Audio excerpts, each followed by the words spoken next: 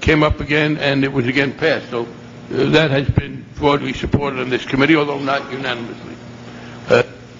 Which brings me to the gentleman from Texas, Mr. Paul. Thank you, Mr. Chairman. In the past, most members of the Federal Reserve Board, including your predecessor, when they come before the committee, they endorse in general, the idea of transparency. They don't just say we're against transparency. It's the definition that really counts. Most members then would also argue for independence, which generally means that they don't want the Congress to know exactly what they're doing.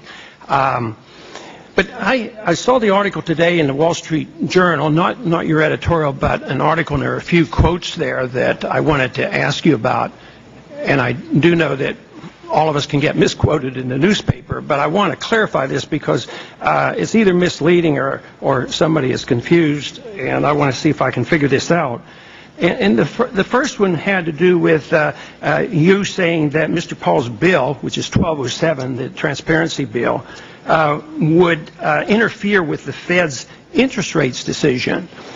And since I wrote the bill, and the intention, and I know what the intentions are, has nothing to do with interference with monetary policy or interest rates manipulations.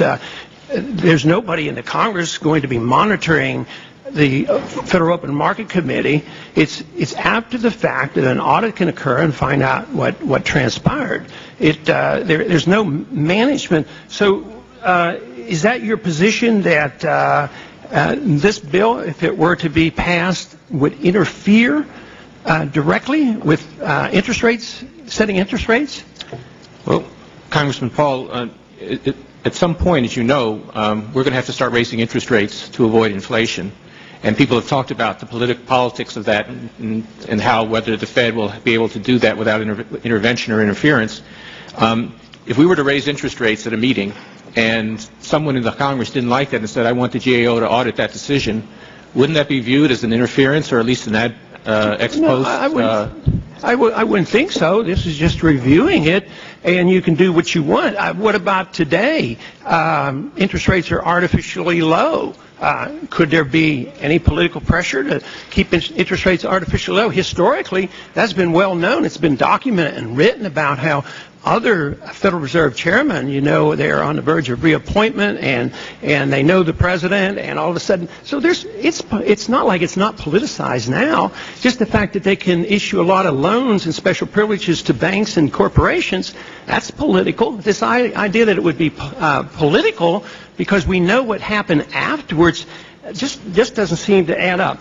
Since time is short, I want to go on to the next quote, which I find fascinating because hopefully I can agree with you on this one.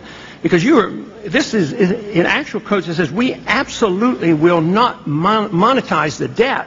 Well, that's one of the major reforms sometime in the distant future that would be beautiful, because that would stop all this chaotic monetary policy, inflations and depressions and recessions and all the mess that we have. But you say you will not.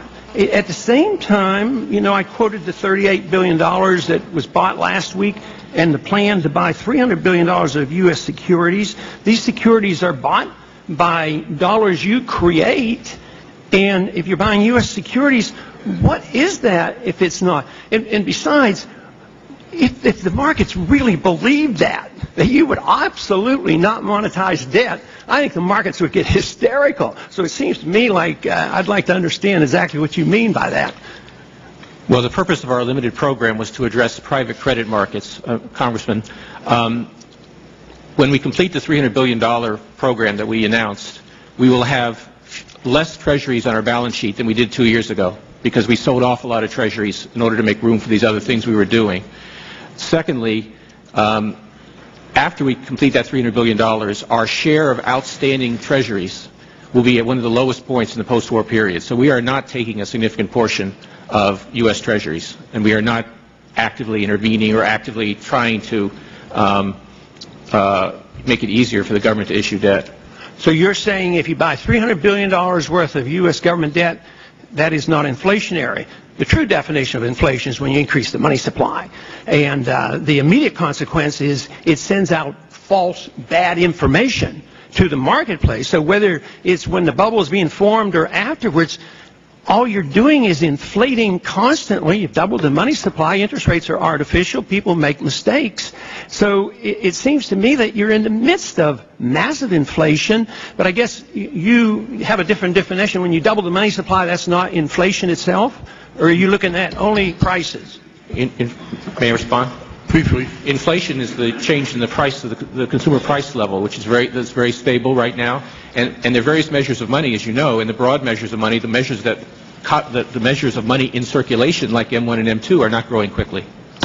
The gentleman from California, Mr. Baca.